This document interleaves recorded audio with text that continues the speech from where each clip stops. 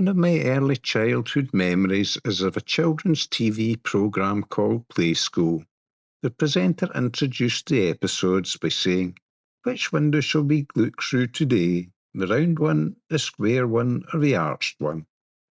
I always think of this when I go under the Connell Bridge, as I think, which way will I go? Turn left towards the Firth of Lorne, straight ahead to the Sound of Mull, or turn right towards Loch Linnhe? In this episode, I turned right towards Loch Linnhe. I left my home port at Tainalt, went down Loch Leven and under the Connell Bridge, turned right and traversed the eastern side of Lismore before cutting across Loch Linnhe to the Morvern Peninsula, where I continued heading northeast before recrossing and going through the Ballachulish Bridge into Loch Leven, where I spent the night in a boat and then headed back home the following day on the eastern side of Loch Linnhe. This video tells the tale of that adventure. The forecast predicted one of those rare days with no wind, and I was looking forward to boating on a smooth sea surface. A slight breeze was blowing when I left Loch Leven, but it soon died away to nothing.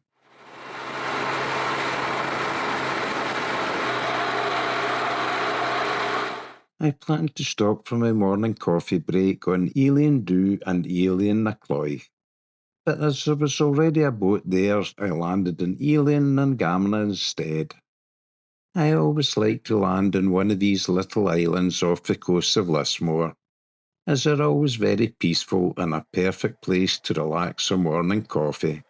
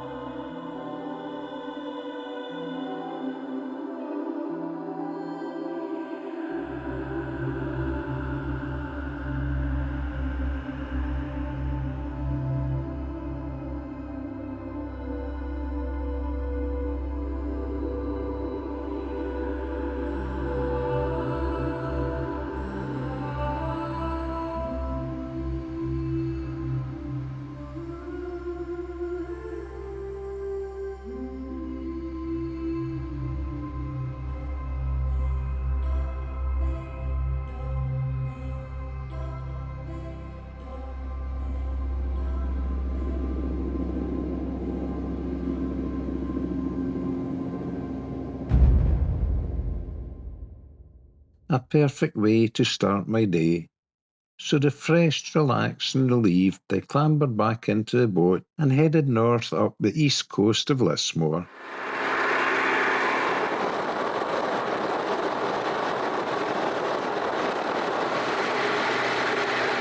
Passing Achnacoich, where the main ferry from Oban lands.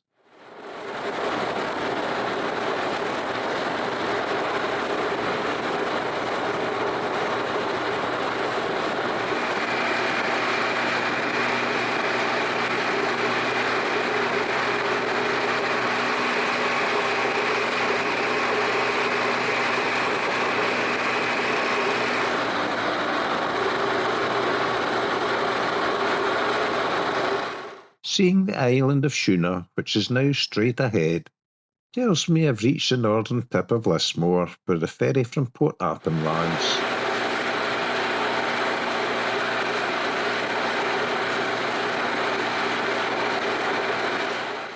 The crossing of Loch Linnhe to the Morvern Peninsula looked super smooth and very inviting. At first I wanted a gawk at another little island off the north of Lismore, Ely and Nan Corry.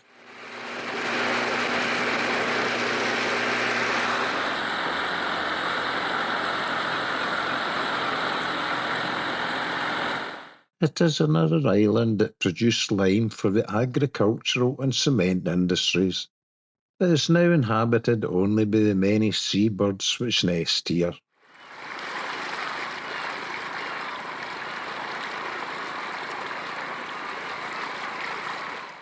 I didn't land as I didn't want to disturb him any more than I already had. I was only refreshing memories of previous visits, so headed across to the Morvern Peninsula.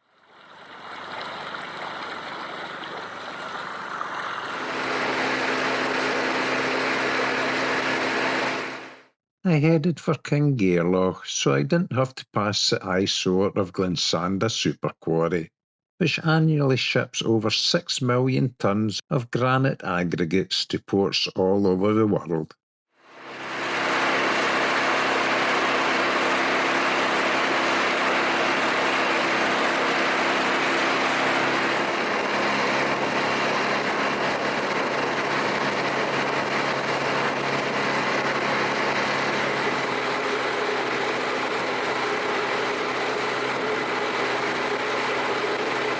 I was in no hurry, so turned into Loch Corry for a nosy and to trawl a lure to see if there were any suicidal sea trout around.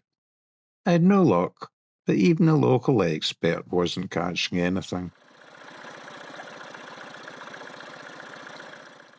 So I soon got bored and headed on my way back to Loch Linnhe.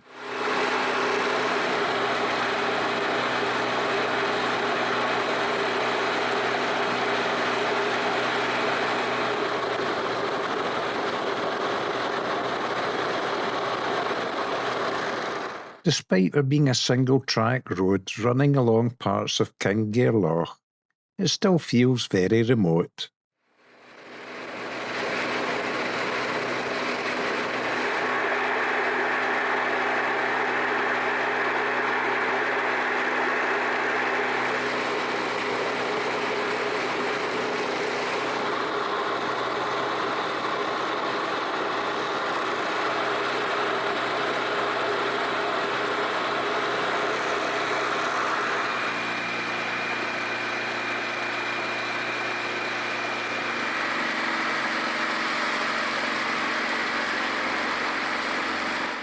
At lunchtime, I pulled over and landed on a small stone shore and let the drone loose again.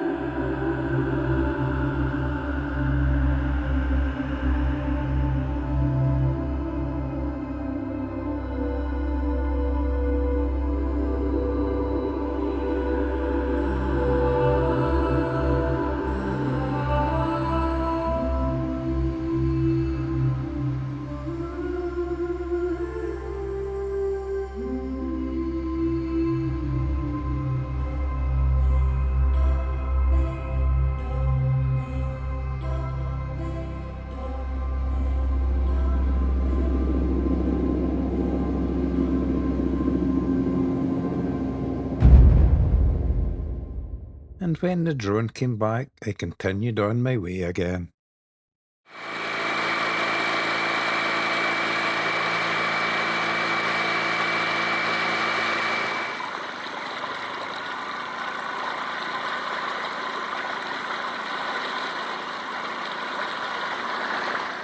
I then passed 3 sea eagles in quick succession.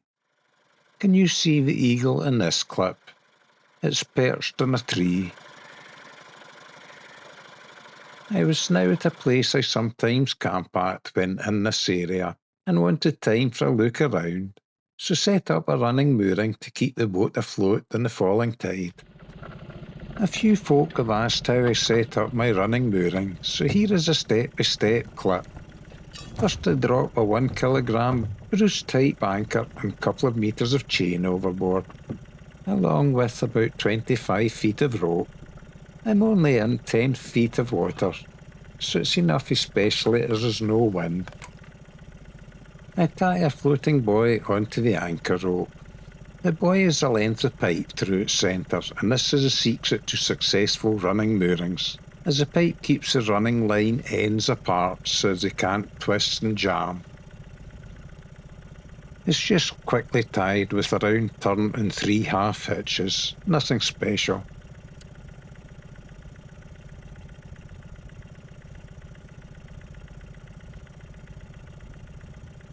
I then reverse towards the shore to set the anchor into the seabed, so it's very important not to run over the anchor line and get it wrapped around the propeller.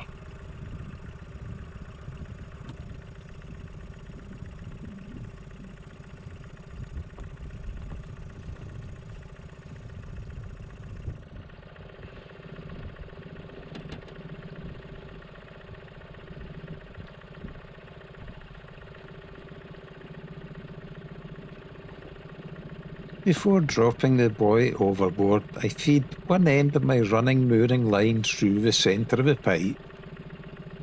Holding on to this end, I then reverse backwards towards the shore, feeding the running mooring line out as I go.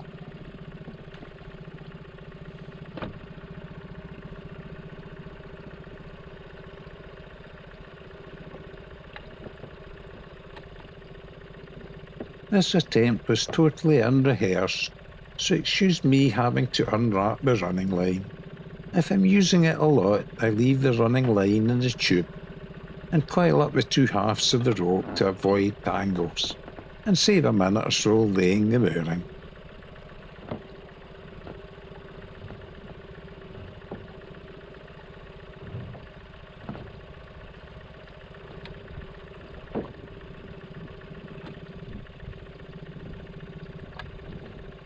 You just have to take great care that you don't run over the rope, so keep reversing. And also watch the outboard and prop doesn't hit the shore when you get near it. I jump out and then pull the boat with the outboard switched off when I'm in 2 feet of water to avoid drop damage.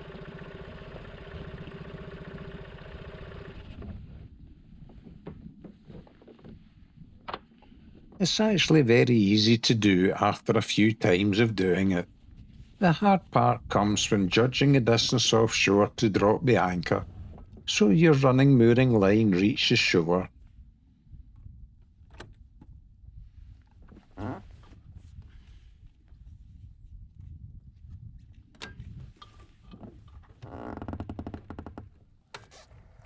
Once I have jumped out the boat, I have the 2 ends of the running mooring line which I tie together, so the mooring line forms a large loop. I drop this loop over a suitable rock on the shore, while the far end of the running mooring line is out at the floating buoy.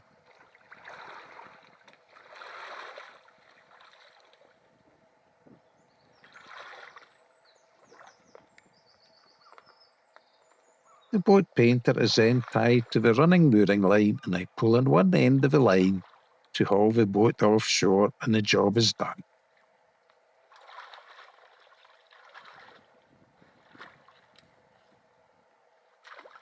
It works perfectly, assuming you don't let the running mooring line twist around itself, and the pipe and the buoy stops that from happening. If there's no suitable rock on the shore end for the mooring line, say it's a smooth sand beach I'm on, I have another anchor and another piece of pipe for the shore end, so the rope can't twist. I hope all that makes sense.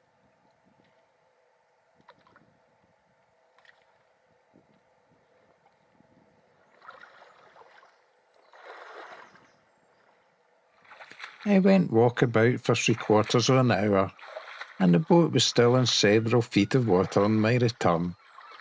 To get it back, I just haul on the other side of the running mooring loop, which pulls the boat back ashore.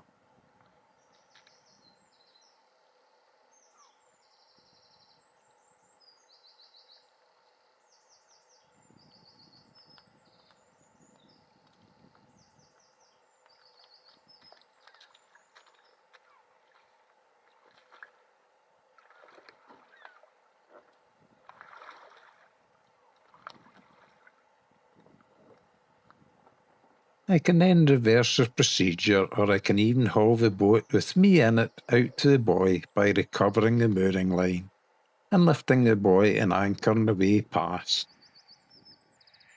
It was nice to see this wild campsite again, but I can only use it in very calm weather as the boat is on a very exposed shore. The little clearing I made in the bracken is still there.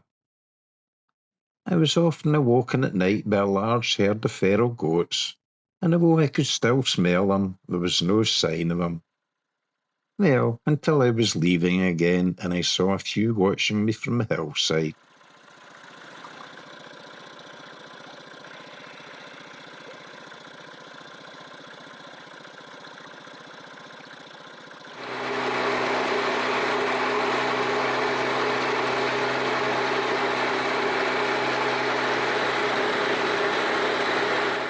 I continued heading up Loch Linnhe until I reached Inversanda Bay, where I set course to cross Loch Linnhe and head for Loch Leven and the Balachulish Bridge.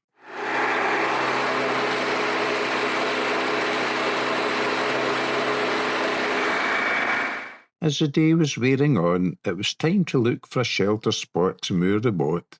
The wind was forecast to come from the northwest, so I headed for a little bay at Balachulish Yacht Moorings.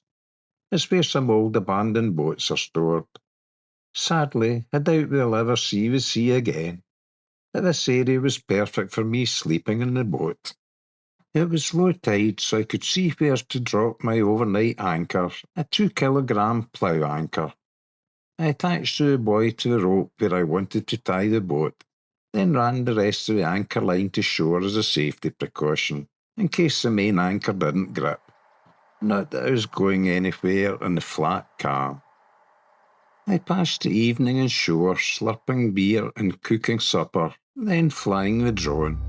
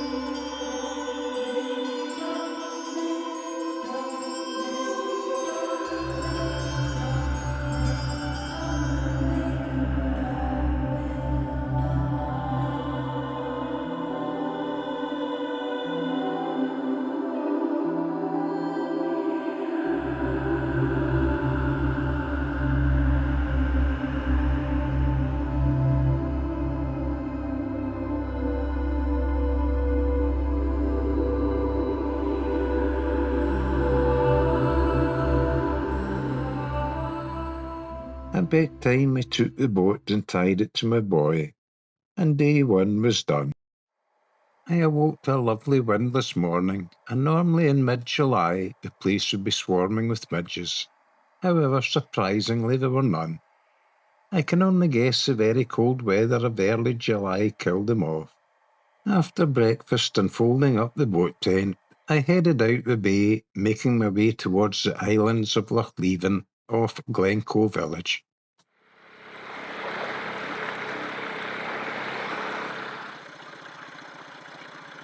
Passing a gaggle of Canadian geese on the way. I was heading for Ely and Mund, which is a traditional burial ground of the local clans, including the MacDonalds of Glencoe. I have mentioned the history of these islands in previous videos, so we'll just let the drone make its noise as it videoed a seagull-eye view of the islands below.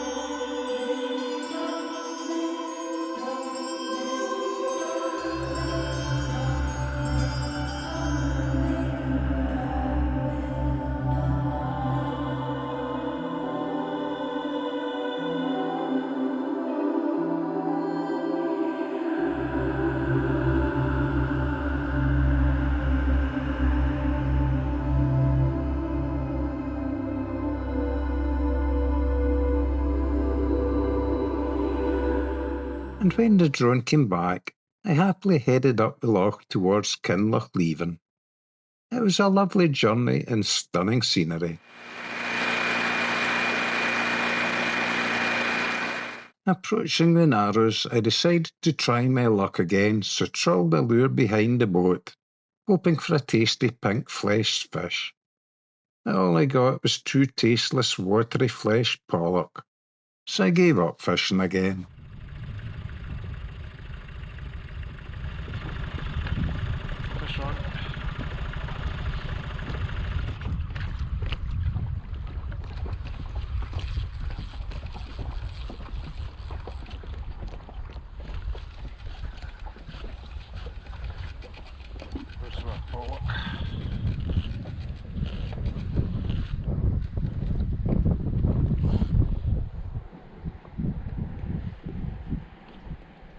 Although I carry a rod on board and sometimes use it, I don't call myself a fisherman, as catching pollock and other nasty-tasting fish do nothing for me. I do enjoy eating pink-fleshed fish though, and I've been quite lucky this year with 3 trout over the 2-pound mark. Yum yum. But nothing edible this day.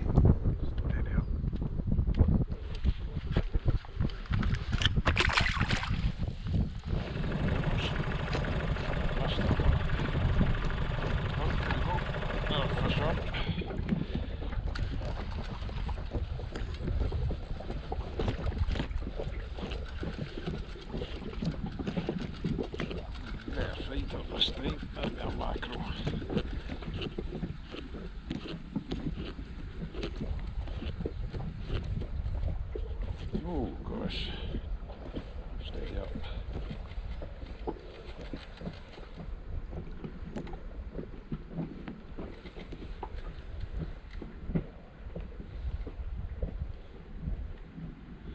Yeah, another pollock. I don't touch the fish I return, for fear of damaging their scales or giving them a rash. so shake them off the hook without pawing them. However, if it's a trout, I grab it and stick a sharp knife straight between its eyes for instant death. It's then cleaned and scoffed as soon as possible. I guess we all have our own little ways, so I put the rod away again and continued on my own way.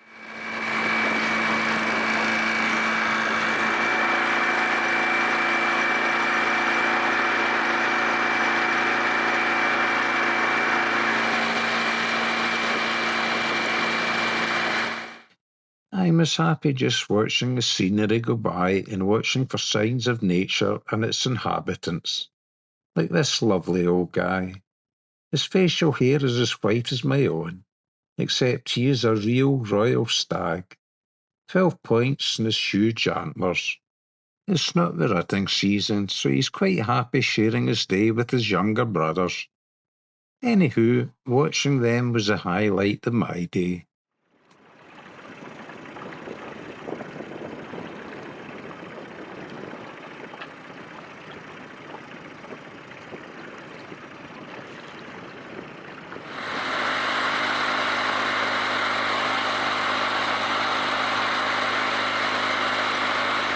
I made my way to the very end of Loch Leven by lunchtime, and as I had caught no trouts, I made do with a cheese roll. After lunch I headed back to Nult and my own home, as the following day was forecast for rain. I hope you enjoyed seeing how I spent a couple of days in mid-July. Thanks for watching.